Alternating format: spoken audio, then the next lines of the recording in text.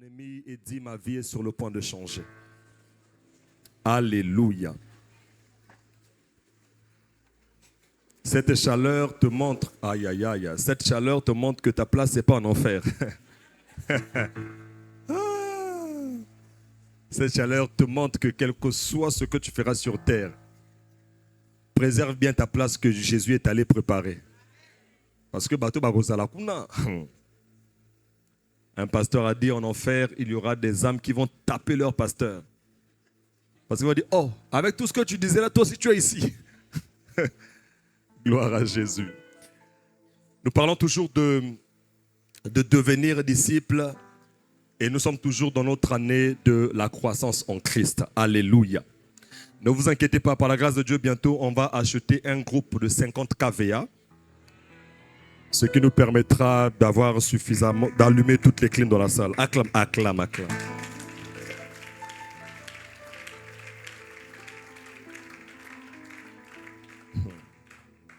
Je vais droit dans la parole. Jean 8. Est-ce que les baffles au dehors sont allumés? Non, si c'est allumé, ça va créer des interférences. Hein? Ok, mais rassurez-vous que ça ne crée pas des interférences avec la salle. Jean 8, verset 30, la Bible dit, comme Jésus parlait ainsi, plusieurs crurent en lui. Jésus dit aux disciples qui avaient cru en lui, si vous demeurez dans ma parole, vous êtes vraiment mes disciples, vous connaîtrez la vérité vous affranchira. Ils lui répondirent, nous sommes la postérité d'Abraham et nous ne fûmes jamais esclaves de personne. Comment dis-tu, vous deviendrez libres? En vérité, je vous le dis, leur répliqua Jésus, quiconque se livre au péché est esclave du péché. Or, l'esclave ne demeure pas toujours dans la maison, le Fils y demeure toujours. Si donc le Fils vous affranchit, vous serez réellement libre. Je sais que vous êtes la postérité d'Abraham, mais chose étonnante, mais vous cherchez à me faire mourir parce que ma parole ne pénètre pas en vous. En d'autres termes, chaque fois que la parole de Dieu ne pénètre pas quelqu'un, la personne va se comporter comme un meurtrier. Je prie que tu ne sois pas le meurtrier de ton frère et de ta soeur au nom de Jésus. Le dimanche passé, nous avons décortiqué Jean 8 et nous l'avons séparé en deux parties. La première partie, on l'a dit, c'était du verset 1 au verset 11 et la deuxième partie commençait à partir du verset 12. Pour nous remettre, pour nous replacer dans le contexte, on a dit que Jésus sortait de la montagne des Oliviers où il était en prière. Il sortait de commande au matin. Dis à quelqu'un, est-ce que tu connais commande au matin? Si tu ne connais pas commande au matin, c'est le programme de prière en ligne avec notre père, l'apôtre Ivan Castanou.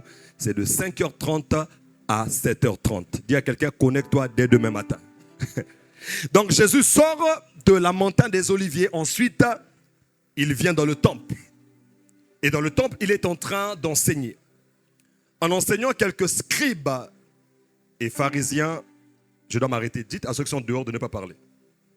Ceux qui sont dehors, ne parlez pas, parce que votre bruit rentre ici.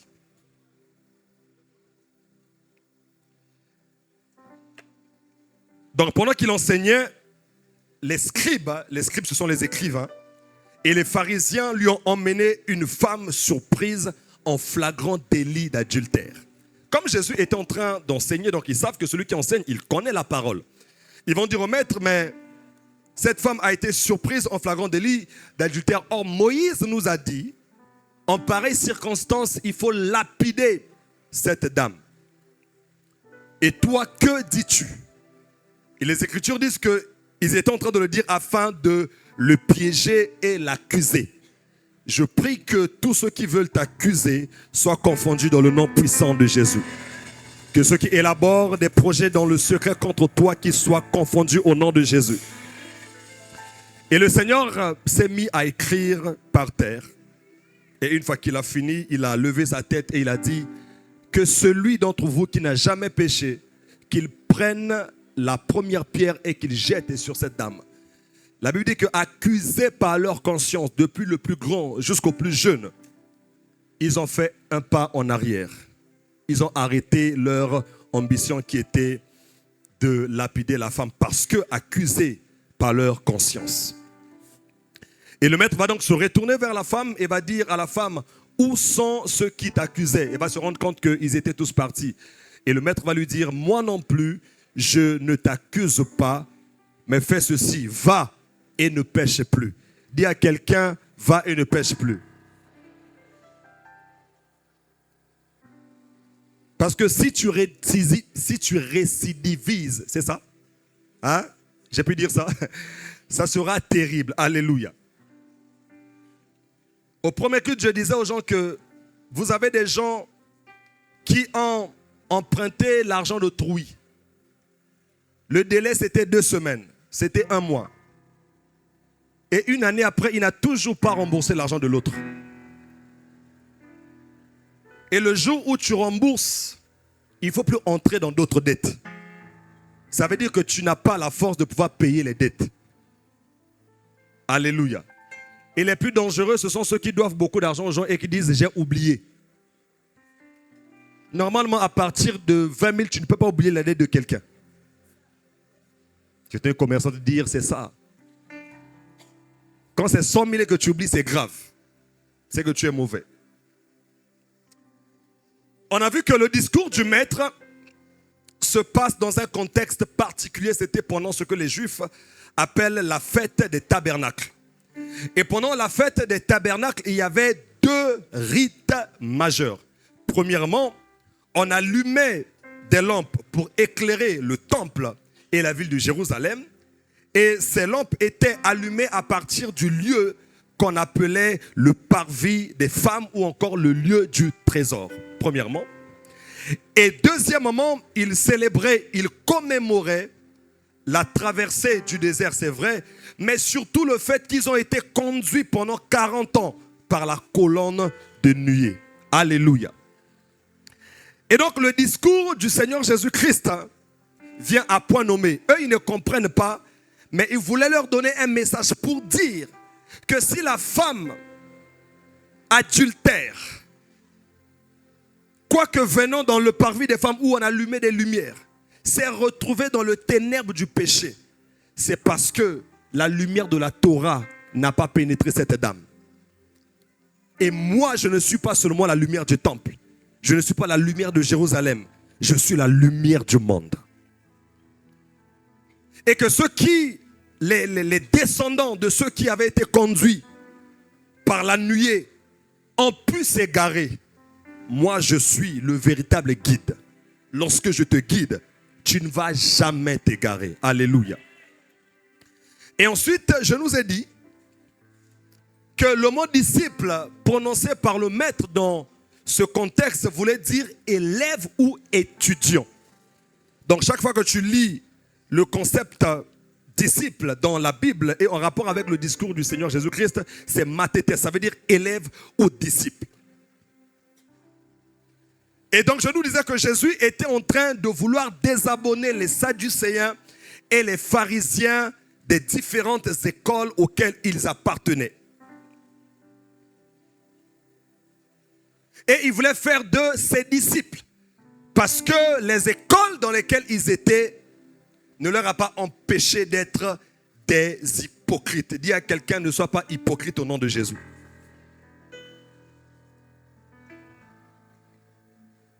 Ce qui fait d'un élève, ce qui fait d'un étudiant un véritable étudiant, ce n'est pas le fait d'aller à l'école. C'est qu'à la fin de son cycle, il faut qu'il y ait un cachet qui atteste qu'il a été étudiant. Alléluia. La plupart d'entre vous, vous étiez seulement des touristes à l'université Marie Ngouabi. Vous êtes allés, mais vous n'avez pas pu finir votre cursus à cause des challenges, à cause des grèves. Donc, ayez du respect pour des gens qui, comme nous, j'ai mal parlé, malgré les tempêtes, malgré les grèves, on a pu obtenir nos diplômes à Marie Ngouabi. Et vous savez que Marie Ngouabi, je sais que ça va déranger, mais c'est l'université la plus prestigieuse au Congo. Non, je sais que tu n'es pas d'accord, hein, mais je le dis. Et donc le maître est en train de parler pour dire que ce qui va démontrer que vous êtes mes élèves, mes étudiants, c'est qu'en plus d'avoir reçu mes cours, c'est que vous deveniez comme moi. Et lorsqu'il va partir, il y aura des signes visibles. Puisque quelques-uns de ses disciples vont se retrouver à Antioche. Et à Antioche, les gens vont appeler ses disciples qui? Chrétiens. En d'autres termes, on voit en vous ce que nous voyons dans votre maître quand il était sur la terre. Et donc, la série dans laquelle le Seigneur nous engage a pour but, in fine, de faire de nous des panneaux visibles du caractère de Christ, mais aussi de sa puissance. Dis Amen. Et je nous ai dit que le premier pas qui conduit au disciple-là, c'est le fait de croire. Il dit aux Juifs qui avaient cru en lui, le premier pas, c'est de croire. Si vous voulez être disciple d'un parti politique, vous devez croire à l'idéologie de ce parti. Ceux qui sont à l'UPADES, ils croient à l'idéologie du feu président Pascal Lissouba. Alléluia. Et ceux qui sont au PCT croient à l'idéologie du feu président Marien Ngouabi. Tu entends quelqu'un dire, tout le monde est politique. Ce ne sont que des exemples pour que tu comprennes. Alléluia. Et même dans la vie intellectuelle, en philosophie par exemple, tu as plusieurs courants. En histoire également, tu as plusieurs courants. Par exemple, il y a un grand élève au Congo du professeur Chakota Diop et qu'on appelle Théophile Obenga. Si aujourd'hui tu veux parler égyptologie, tu vas apprendre sur l'égyptologie, on te dira la référence.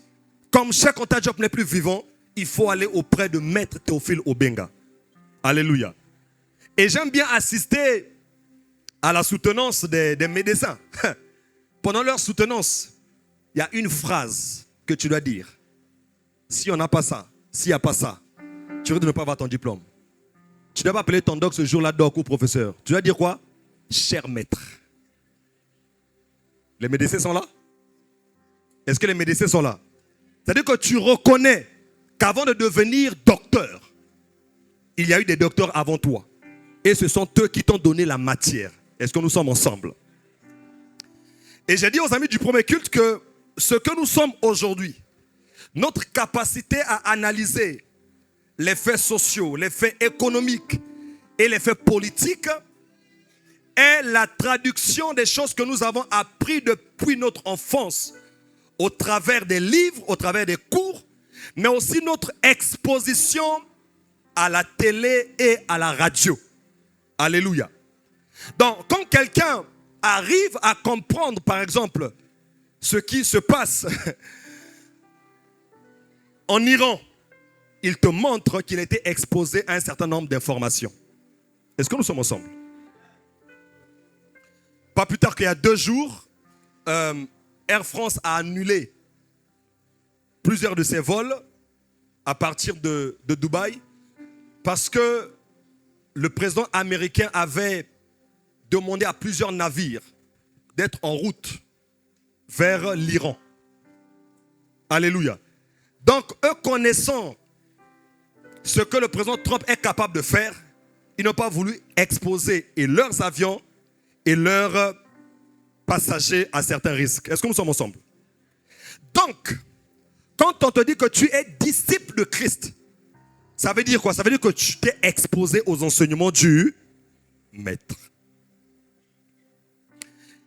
Et on a dit que être disciple, c'est se repentir de son ancienne vie, se détourner de son ancienne vie. Et je vais revenir sur les exemples que je venais de prendre. Si tu quittes un parti politique pour un autre parti politique, tu n'adhères pas à ce parti politique pour le changer. Tu adhères à ce parti politique parce que tu juges que le parti dans lequel tu étais a tourné en rond pendant 30 ans sans prendre le pouvoir. Par exemple. Et que le parti vers lequel tu vas te permettra certainement d'atteindre tes ambitions, devenir député, devenir sénateur et tout ce que vous voulez. Est-ce que nous sommes ensemble? Donc tu dois changer ta façon de penser. J'ai dit que se repentir, c'est métanoïa, changer ta façon de penser. Et quand nos parents vont en Europe, ils se répandent. Dis avec moi, ils se répandent. Ils se répandent par exemple de la mauvaise habitude qu'ils avaient de prendre la poubelle et d'aller jeter ça dans les caniveaux. Tiens, une brebis de Talangaï, les caniveaux, ce n'est pas fait pour jeter les ordures.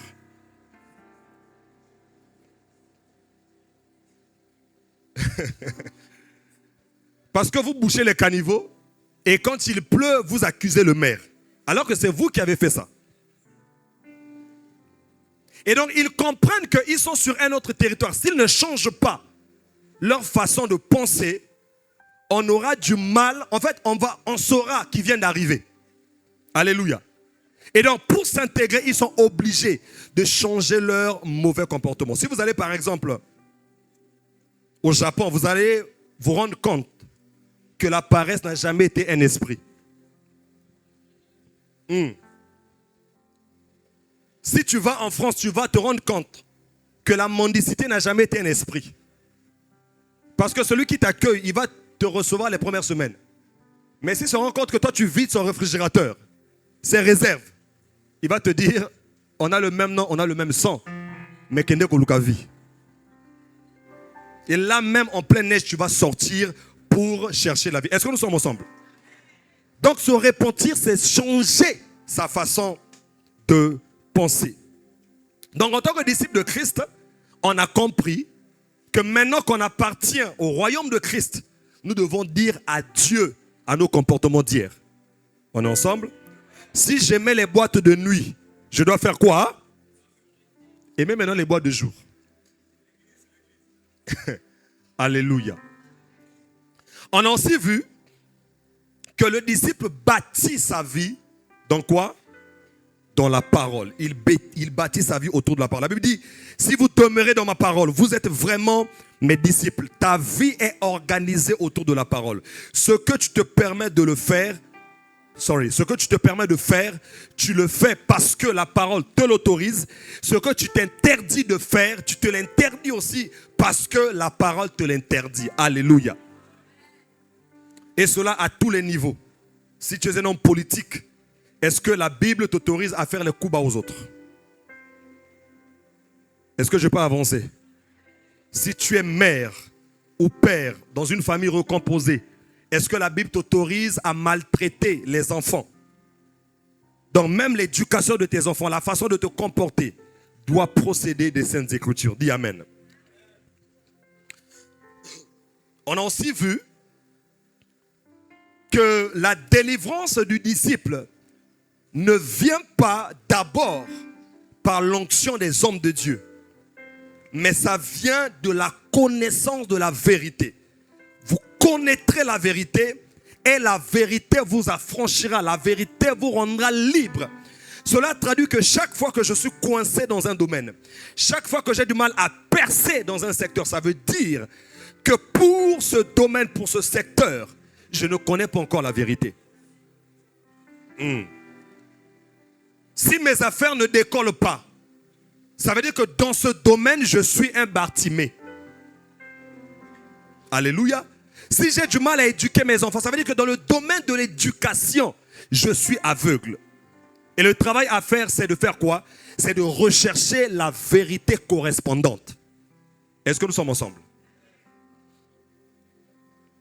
Et on a aussi dit que être disciple de Christ, puisque j'ai goûté aux bienfaits du royaume, j'ai compris que ma vie a été transformée par la parole et que plusieurs personnes sont encore dans l'égarement. Je me dois de travailler à emmener ceux qui sont perdus dans le royaume. Matthieu 28, verset 19. Allez, faites de toutes les nations des disciples, les baptisant au nom du Père, du Fils et du Saint-Esprit. Et il poursuit en disant, enseignez-leur à observer tout ce que je vous ai prescrit. Et le dimanche passé, je nous disais que si on n'a pas soi-même marché suivant les prescriptions divines, nous aurons du mal à communiquer cela à ceux que nous allons gagner. Alléluia. Donc la transformation ne commence pas par les autres. Dis ça à quelqu'un. La transformation commence par moi. Je travaille à être disciple de Christ afin de générer d'autres disciples. Il est écrit qu'ils s'en allèrent prêcher partout. Le Seigneur travaillait avec eux et confirmait la parole par les miracles qui l'accompagnaient. Le Seigneur travaillait avec eux et il confirmait la parole par les miracles. La preuve que ce que je suis en train de faire est agréé de Dieu, notamment quand je travaille à bâtir des disciples, ce sont des miracles qui vont accompagner ce que je suis en train de faire. Est-ce que nous sommes ensemble? Si j'ai du mal à transformer une prostituée en quelqu'un qui s'abstient du sexe, ça veut dire qu'il y a quelque chose que moi-même je n'ai pas compris en tant qu'enseignant. Est-ce que nous sommes ensemble?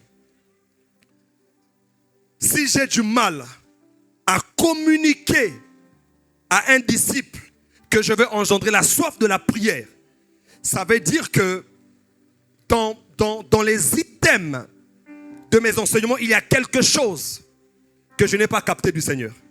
Et vous savez, la gloire de Dieu ne descend jamais dans un environnement parce qu'on dit Dieu vient. Non. C'est pas parce qu'on dit quand il descend pas comme ça. C'est pas parce que tu dis Yaka molimo, molimo, yaka, yaka. Non.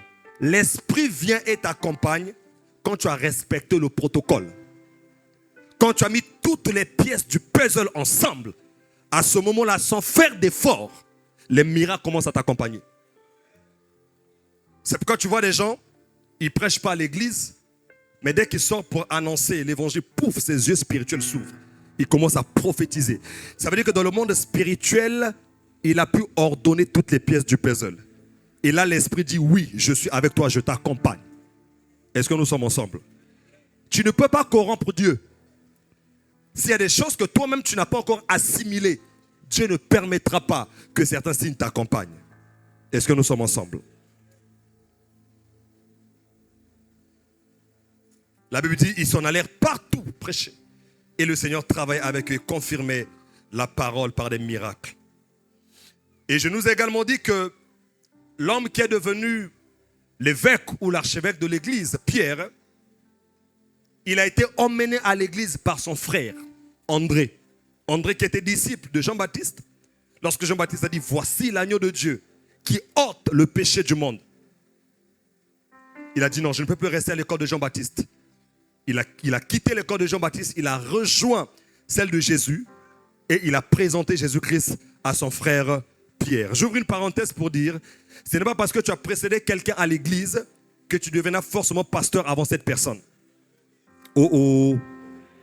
Ce n'est pas parce que tu es venu avant quelqu'un à l'église que tu dois être responsable à l'église avant cette personne. C'est André qui emmène Pierre, mais c'est Pierre qui est resté avec l'église. Alléluia. Et les disciples qui sont restés ont compris que l'œuvre du salut des âmes était une œuvre spirituelle avant tout. Puisqu'ils ont vu le maître prier tous les matins, tous les jours, toutes les nuits quasiment. Et pour reproduire les mêmes œuvres que le maître, ils se sont retranchés pendant 10 jours dans la chambre haute en train de prier, de crier à Dieu. Notez que tout vrai disciple de Christ est un homme et une femme de prière.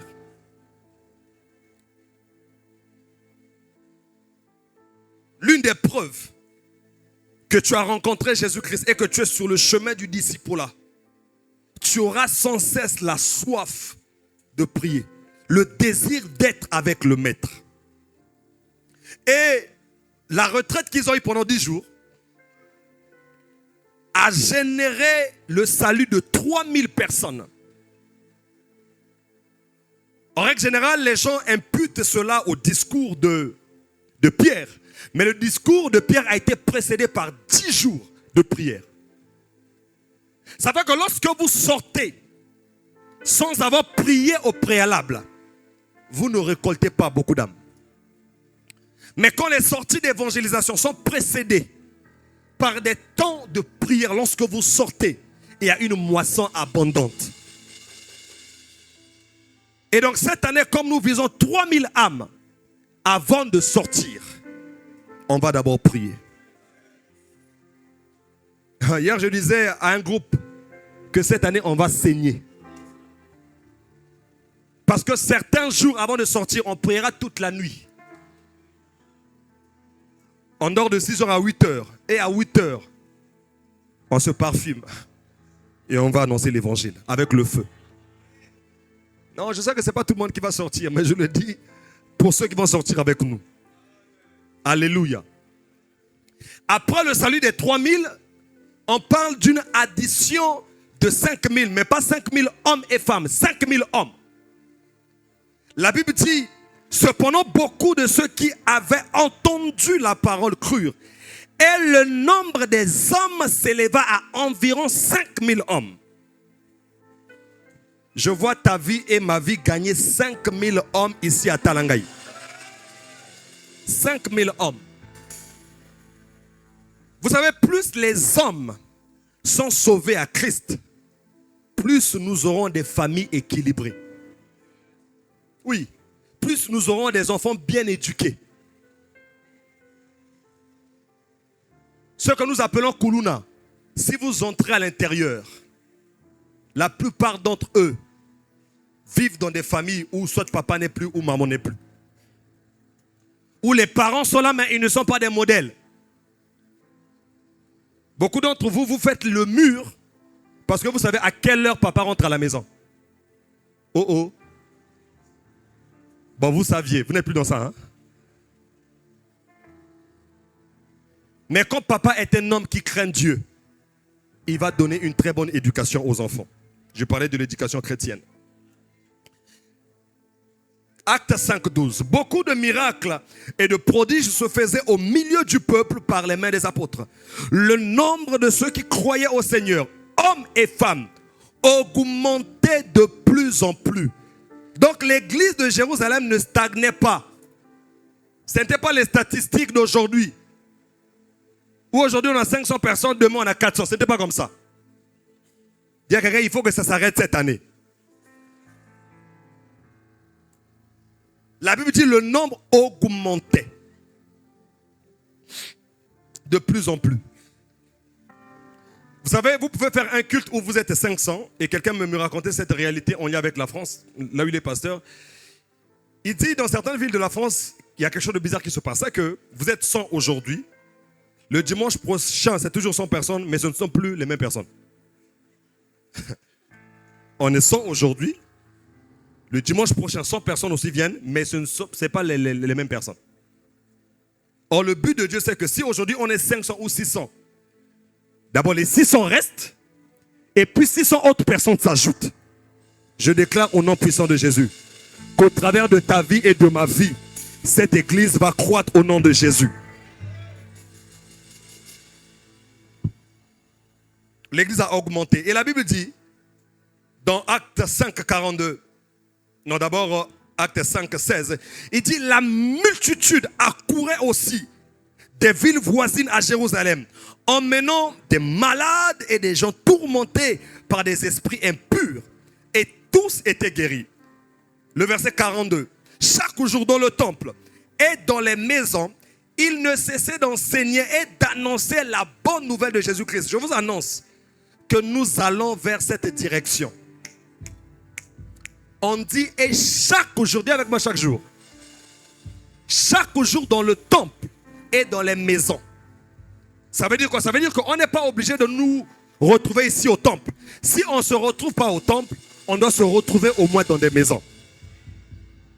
Et très bientôt, on va mettre en place les groupes des disciples. Donc désormais, pour ceux qui le veulent, tu appartiendras et à un département où tu sers, et à ta cellule de maison et à un groupe de disciples. Alléluia. Et dans les groupes de disciples, on va gagner les âmes. Dans les cellules de maison, on va gagner les âmes. Mais dans les départements également, on doit gagner les âmes. Dis avec moi, la croissance de cette église passera aussi par moi. Yes. Il faut qu'à la fin de cette année que tu dises, quand on va compter nos 3000 âmes qui se sont ajoutées, que tu dises, moi également, j'ai contribué à cela. Sinon, tu ne seras qu'un touriste qui visite l'église. Bouge quelqu'un, dis-lui, j'espère que tu n'es pas un simple touriste dans cette église. Dans Acte 6, la Bible dit, et la parole de Dieu croissait, et le nombre des disciples se multipliait beaucoup dans Jérusalem, et une grande foule, dis avec moi, une grande foule. J'ai dit au premier que si vous voulez comprendre le concept de grande foule, regardez le retour de l'équipe de football du Sénégal à Dakar. C'est ce qu'on appelle la foule. Donc un peuple qu'on ne peut plus compter. Et je déclare qu'ici à Talangaï, on aura des foules au nom puissant de Jésus. Est-ce que vous suivez les cultes du pasteur Moïse Mbiyé? Est-ce que vous suivez les cultes de l'apôtre Léopold Mutombo Kalombo? Il y a des gens dans la salle, mais il y a une foule à l'extérieur.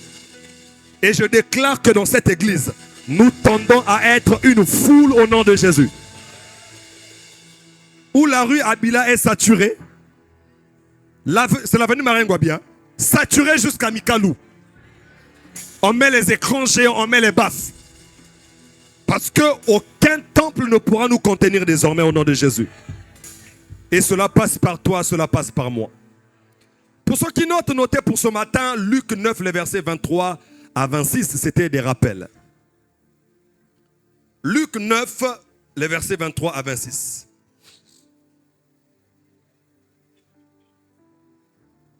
Puis il dit à tous, si quelqu'un veut venir à moi, qu'il renonce à lui-même, qu'il se charge chaque jour de sa croix et qu'il me suive. Car celui qui voudra sauver sa vie la perdra, mais celui qui la perdra à cause de moi la sauvera. Et que servirait-il à un homme de gagner tout le monde s'il se détruisait ou se perdait lui-même? Car quiconque aura honte de moi et de mes paroles, le Fils de l'homme aura honte de lui quand il viendra dans sa gloire et dans celle du Père et de ses anges. Notez que le disciple, celui qui est sur la voie d'être un disciple de Christ, c'est celui qui renonce à lui-même. Renoncer à soi est l'une des conditions les plus exigeantes du discipulat et qui traduit ton amour à l'égard du Seigneur Jésus-Christ et à l'égard du Père. Renoncer à soi, c'est abandonner ce qui fait ton ego. Renoncer à soi, c'est arrêter d'être égoïste. C'est ne plus vivre pour soi-même, mais c'est décider de vivre pour Christ. Il dit, si quelqu'un veut venir à moi, si tu manifestes l'intention, et beaucoup d'entre nous avons manifesté cette intention en donnant notre vie à Jésus, cela ne suffit pas. Il faut ensuite travailler à renoncer à soi-même. Celui qui renonce à soi ne dira jamais quand il a un problème avec son frère, laissons d'abord la Bible de côté. Il ne dira jamais ça. Celui qui renonce à sa vie ne dira jamais, tu m'as fait ceci, mais si tu reprends encore, tu vas voir ce que je vais te faire. Quelqu'un qui dit ça, il n'a pas encore renoncé. Renoncer à soi consiste à ne pas indexer les autres, mais à s'indexer soi-même. La Bible dit, travaillez à votre salut. La Bible dit, examinez-vous vous-même pour voir si vous êtes dans la foi. Donc quand tu commences à renoncer à ta vie pour Christ, en fait, tu n'auras même pas le temps de te rendre compte qu'il y a des gens qui parlent mal dans cette église. Parce que tu es conscient de tes propres limites. Tu veux à tout prix ressembler au roi de gloire. Est-ce que nous sommes ensemble? J'ai dit aux amis du premier culte que lorsque j'ai commencé à renoncer à moi-même, ce n'était pas facile.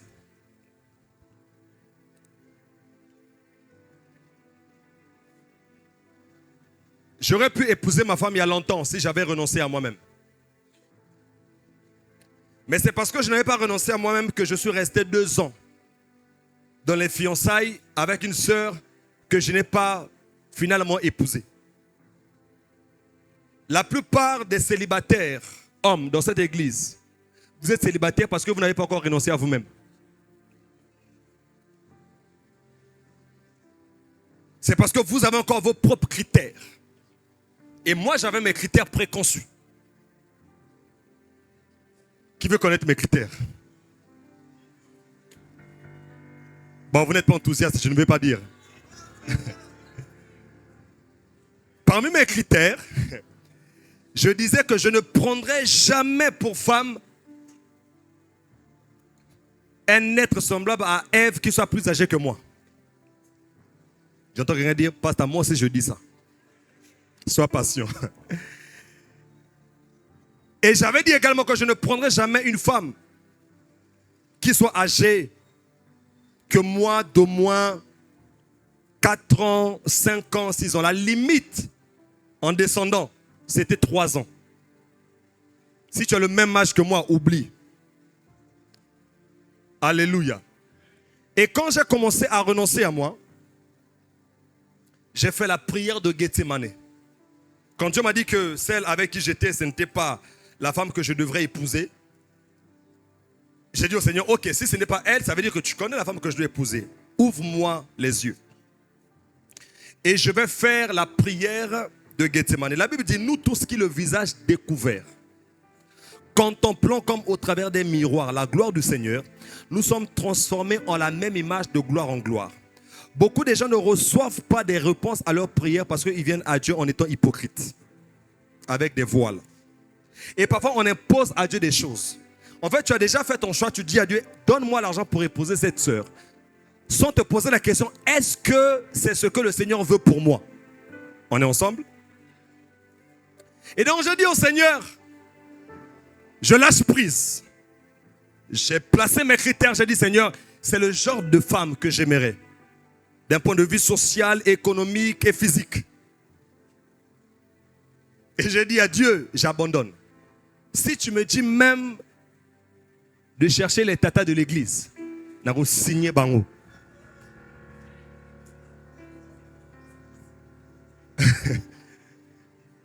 Et je vous dis, j'ai cité certaines grandes sœurs de l'église dans la prière.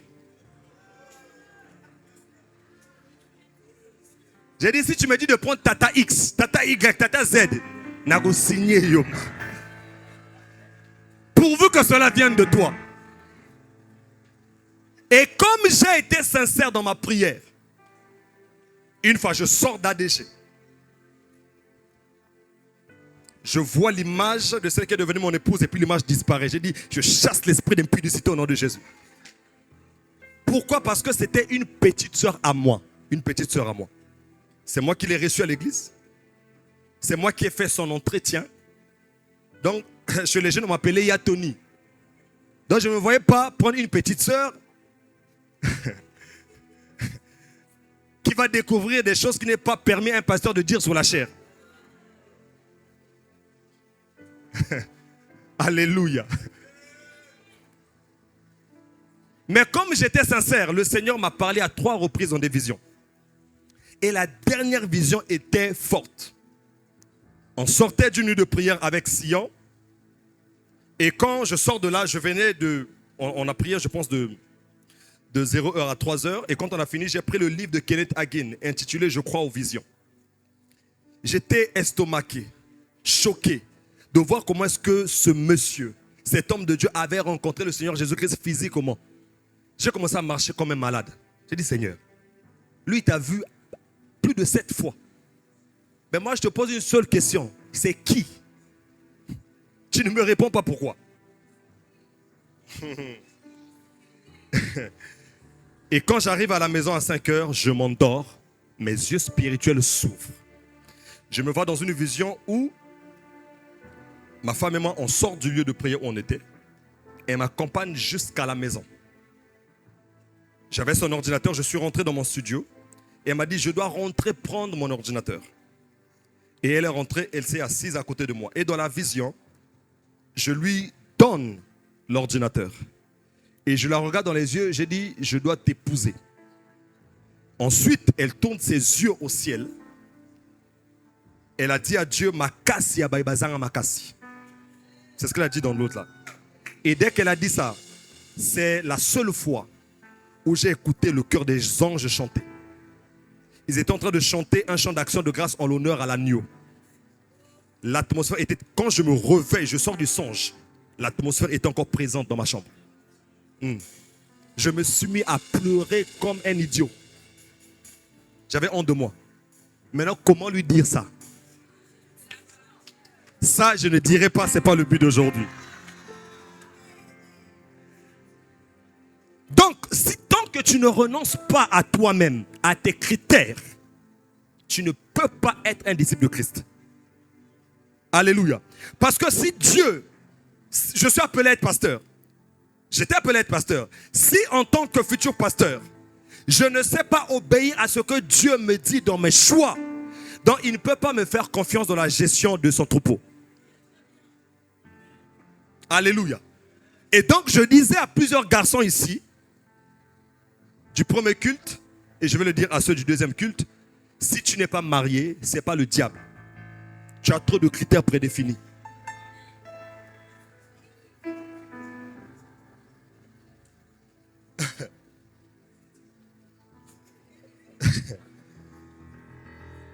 Je fais partie de ceux qui pensent que un jeune qui est trop en avance par rapport à ceux de sa génération ne devrait pas s'empêcher, si Dieu lui parle, de prendre une femme plus âgée que lui.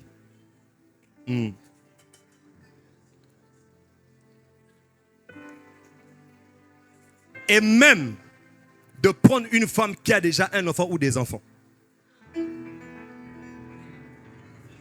Regardez, quand je parle d'un jeune qui est en avance par rapport à ceux de sa génération, c'est-à-dire qu'il comprend les enjeux que ceux de sa génération ne comprennent pas.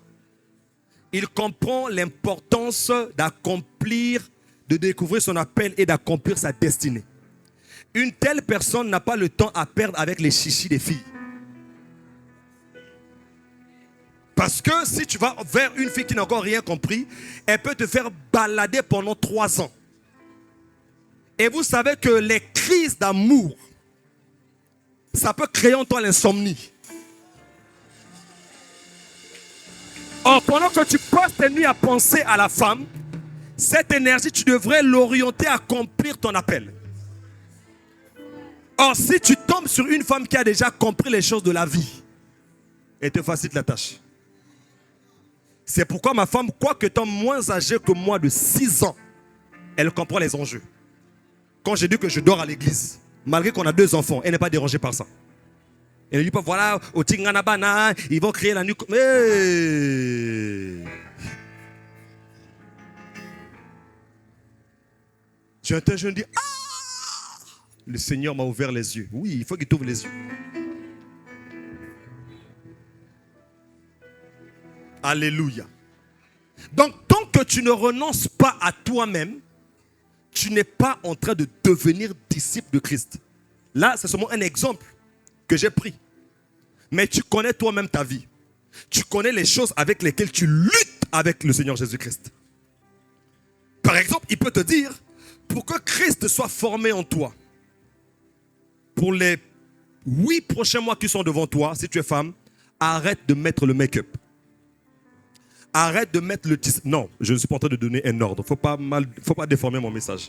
Je lis vos statuts. Faites attention.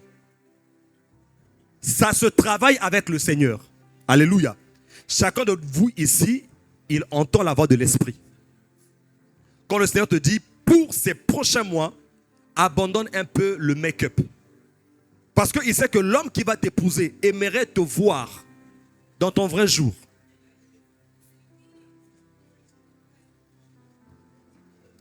Maman, nous étions à Dubaï en 2023.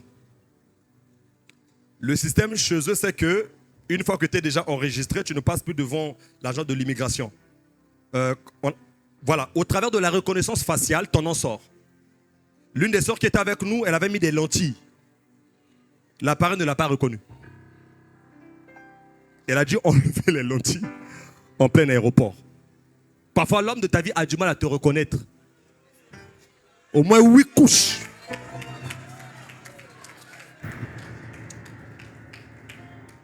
Ce n'est pas un ordre. Je dis si chez toi, c'est ce que Dieu te dit de faire. Est-ce que vous me comprenez très bien? Il y a des gens intelligents ici. Vous êtes intelligents. Vous comprenez très bien de quoi je parle. Moi, dans mon cas, par exemple, je vais vous dire ce que le Seigneur a fait avec moi. Lorsque j'étais à la fac, j'étais imbu de moi-même. Je n'apprenais pas les choses. Et j'ai commencé ça depuis la terminale. Parce que j'ai fait mon bac en première. Et j'étais le premier jusqu'à la fin.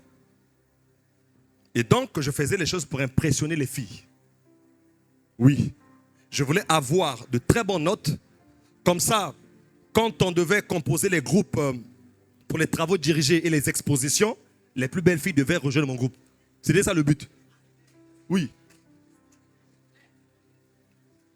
J'emmenais cette mentalité à l'église. Quand je donne ma vie au Seigneur, quand je rejoins ICC, j'ai été sélectionné pour être modérateur. Et pendant une formation, il y avait des travaux pratiques. On faisait passer les gens derrière le pupitre afin de rendre ce qui nous avait été enseigné. Et je voyais les gens bugger. Au-dedans de moi, j'ai dit, mais vraiment, ces gens-là, vraiment, comment ils peuvent bugger comme ça? Parce que moi, dans ma tête, à l'université, je faisais les exposés. J'animais les ateliers dans des cercles de réflexion. Et je me suis moqué d'eux. Personne n'avait vu, mais Dieu avait vu. Les amis, quand je monte sur la chair, l'Esprit me dit, je ne donne ma gloire à personne, ni mon honneur aux idoles. Ce jour-là, les choses que j'ai dites n'avaient ni tête ni queue. Et à la fin, j'ai manqué du respect à tous ceux qui étaient là. Ouais. Et c'est comme ça que l'apôtre Yves a entendu parler de moi pour la première fois. Qu'il y a un jeune qui avait été sélectionné à la modération et qui s'est mal comporté. Et comme je n'avais pas renoncé à moi, le Seigneur va me conduire sur le chemin du renoncement. Et c'est là où je vais découvrir les enseignements de l'apôtre Roland Dallot, qui ont contribué à ce que je fasse le renoncement. J'ai l'un de ces enseignements que j'écoute chaque année. Ça s'intitule « Après cela, la percée ». Il montre comment est-ce que Dieu prend les gens qui sont faibles. Ils sont pauvres. Mais une fois qu'ils deviennent grands, ils deviennent orgueilleux. J'écoute ça chaque année. Et j'ai tellement travaillé sur moi-même, les amis, que quand les gens me disent « Pasteur, tu as prêché, c'était fort », ça ne me dit rien. Quand je reçois un texte « Pasteur, l'atmosphère était », ça ne me fait ni chaud, ni froid. Et à cause de cela, depuis cet instant jusqu'à aujourd'hui, je n'ai jamais été en concurrence avec qui que ce soit à l'église. Vois les numéros de téléphone, vois les emails, fais tout ce que tu veux. Tout ce que tu veux. Ça ne me fait ni chaud ni froid. Au contraire, je rends gloire à Dieu de ce que Dieu utilise les gens. Nous devons renoncer à nous-mêmes. Et dans la suite, il dit, laissez le verset sur l'écran pendant que je parle. Il dit qu'il renonce à lui-même et qu'il se charge chaque jour de sa croix. Combien de jours? Chaque jour, et qu'il me suive.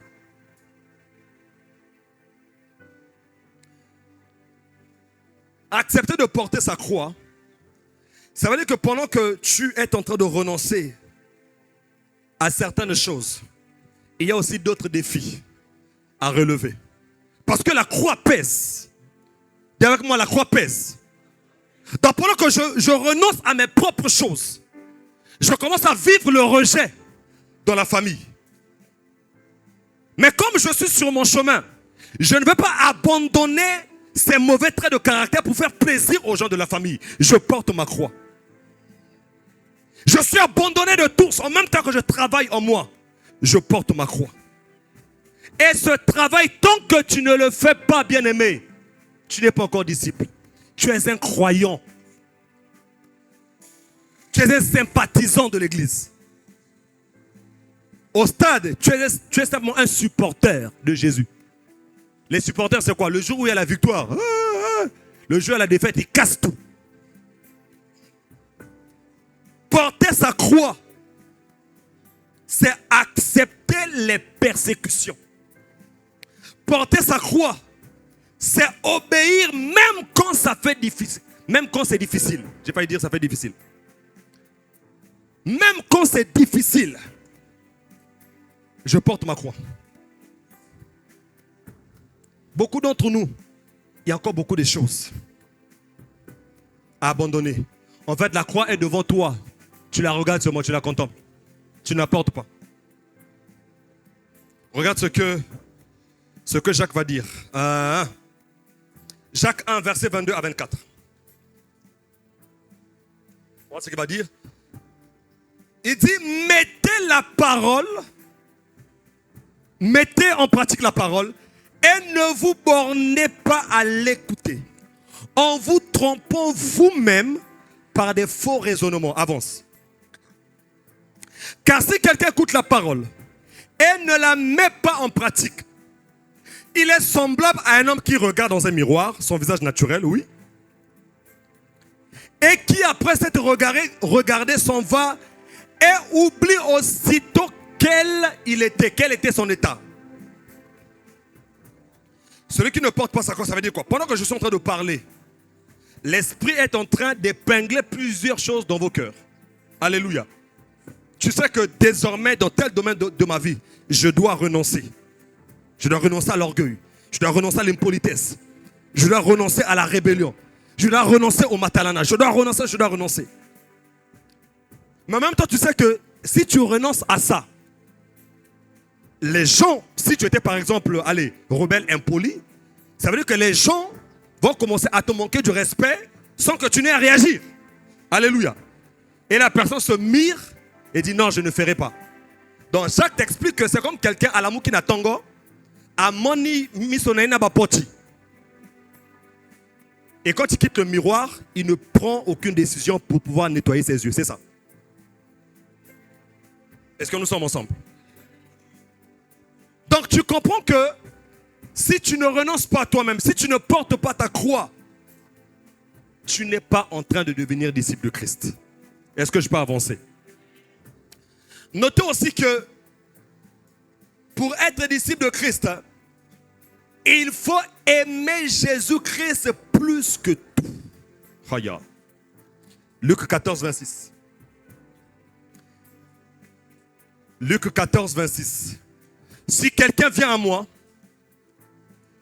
et s'il ne hait pas son père, sa mère, sa femme, ses enfants, ses frères, ses sœurs, et même sa propre vie, il ne peut être mon disciple.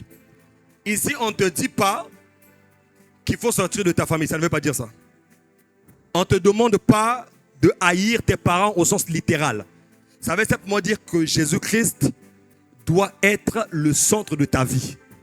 Jésus-Christ doit venir avant tes parents. Il doit venir avant tes enfants. Il doit venir avant tes biens. C'est-à-dire que chaque fois qu'il y a conflit, chaque fois que tu dois te décider entre faire plaisir à tes parents et faire plaisir à Jésus, dans ton esprit, ça doit être clair. Que j'ai prêté allégeance à Jésus.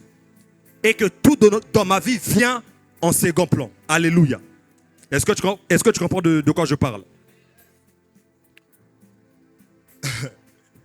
Donc, s'il y a beaucoup de choses qui viennent encore avant Jésus,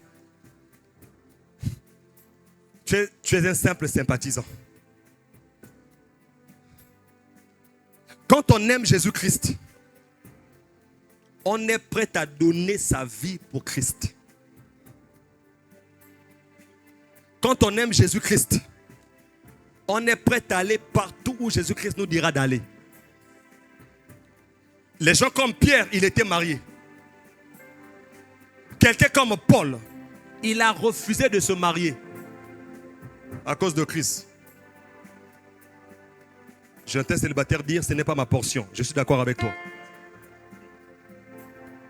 Parce que si tu n'as pas la grâce d'être eunuque, tu seras un tombeur pour rien. Alléluia. Aimer Christ premièrement, mais notez ça. Aimer les autres. Il y aura des balles perdues bientôt. Jean 13, 35. Jean 13, 35. Si vous pouvez lire avec moi, lisons ensemble. Il dit à quoi? À ceci, tous connaîtront que vous êtes mes disciples si vous avez de l'amour les uns pour les autres. Si tu te limites à aimer Jésus-Christ sans que les gens voient que tu aimes les frères, tu n'es pas disciple de Jésus-Christ. Tu ne dois pas dire que je suis disciple. Les païens doivent certifier que tu aimes les autres. Quand vous sortez d'ici et que vous vous critiquez les uns les autres, là, les voisins de la rue, là, vous voyez. Une fois on a fini le culte, j'ai entendu une soeur ici, elle est du quartier. Elle a dit aussi qu'on semble après pour regarder sous coton à Baninga. Elle a dit c'est ici en passant. À ceci, tous connaîtront que vous êtes mes disciples si vous avez de l'amour les uns pour les autres, pas d'esprit sectaire.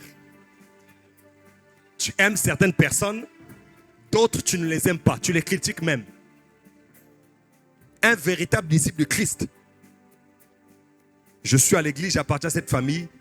Les sœurs de l'église sont mes sœurs. Les frères de l'église sont mes frères.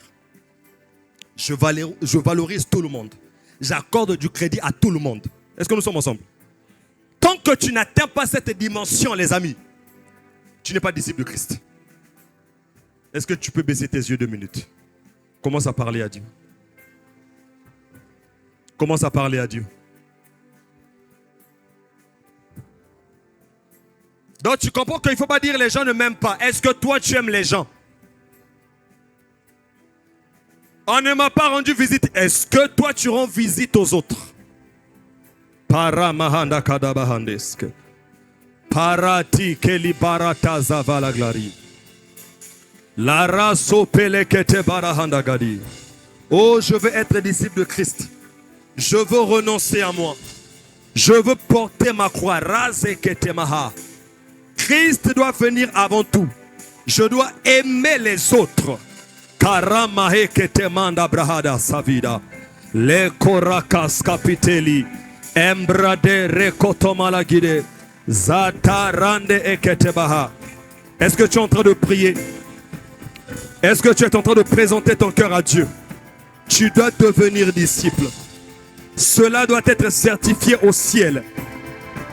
Que XY est disciple de Christ. Razo Mahadege. Kande baratos kobra idegele bahanda. Shabaratos kobra idegele bahando. Lo paragala bahandele pelegele gazadi. Marezo parandish kalabahandegle. Oh Père, fais de nous des disciples. Fais de nous des disciples. Nous voulons te ressembler. Nous voulons marcher comme tu as marché. Nous voulons nous comporter comme tu t'es comporté. Nous voulons parler comme tu as parlé. Nous voulons agir comme tu as agi sur la terre des hommes. Alléluia.